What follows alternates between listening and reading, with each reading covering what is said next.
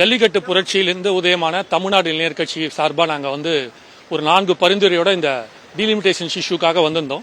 So முதல் பரிந்துரை என்னன்னா, இப்போ இருக்கிற அதே கோட் சிஸ்டம், அதாவது என்னன்னா 543 233 இந்த இப்போ இருக்கிற இது இருக்கு இல்லையா, பாராளுமன்றத்துக்கும் ராஜ்யசபாக்கும் லோக்சபாக்கும் இருக்கிற சீட் அப்படியே மெயின்டைன் ஆகணும்.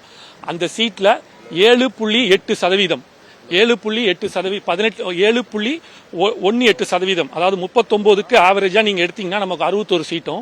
அதே மாதிரி யூபிக்கு போகும்போது அவங்களுக்கு இப்ப 80 சீட்டுன்னு போட்டீங்கன்னா 14.7% இருக்காங்க.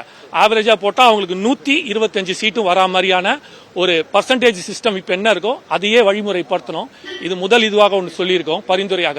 இரண்டாவது பரிந்துரை, அதே 200 ஒருவேளை 848க்கு மாத்தினால் அந்த முதல் பரிந்துரை நம்ம எடுத்து வச்சிருக்கோம். இரண்டாவது பரிந்துரை அதே 543 233 இருக்கும். ஆனா மாநிலங்கள் இருக்கும் தொகுதி வரையறை மட்டும் மாத்திக்கலாம். அது என்ன வேணாலும் மாத்திக்கலாம் அப்படின்ட்டு. இப்ப உதாரணத்துக்கு 6 சட்டமன்ற தொகுதி தான் ஒரு பாராளுமன்ற தொகுதினா அது 10 கூட இருக்கலாம், 12 கூட இருக்கலாம் சட்டமன்ற தொகுதி. ஆனால் பாராளுமன்றத்தை பொறுத்த முற்றிலும் அது 543 232 ராஜ்யசபாக்காரர் இருக்கிறதுன்னு சொல்லல ஒரு இதுவும்.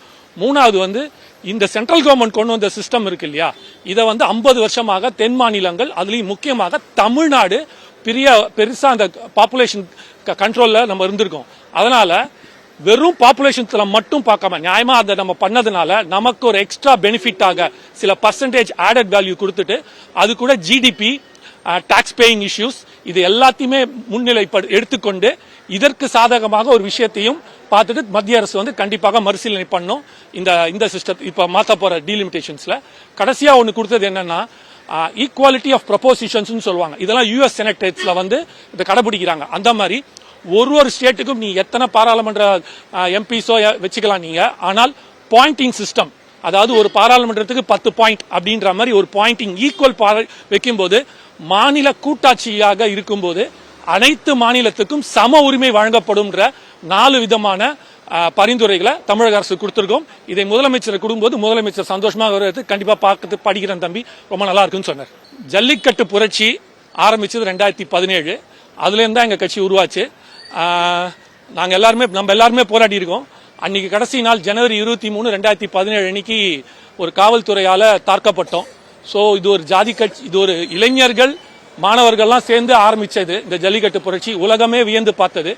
இந்த புரட்சியில அடிப்பட்டோம் நாங்க அந்த கோபத்துல. ஏன்னா அதுவே ஒரு ஜாதியாகவோ இல்ல ஒரு கட்சியாக இருந்தா கை வச்சிருக்க மாட்டாங்க. ஜாதி சங்கமாக கட்சியாக ஒரு இளைஞர்கள் இவர்களை கேட்க யாரும் இல்லைன்னு தானே அடிச்சாங்க. அந்த கோபத்தினும் அந்த எழுச்சியை விடக்கூடாது. தமிழகம் ஃபுல்லா கொண்டு போய் ஒரு அரசியல் மாற்றத்துக்கு இளைஞர் அரசியலை முன்னெடுக்கணும். ஏன்னா சாதனை உலகத்தில் 99% சாதனை செய்தது எல்லாமே இளைஞர்கள் தான்.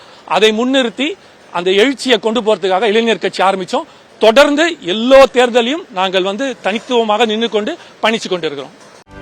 செய்திகளை உடனுக்குடனும் துல்லியமாகவும் தெரிந்து கொள்ள சப்ஸ்கிரைப் பண்ணுங்க.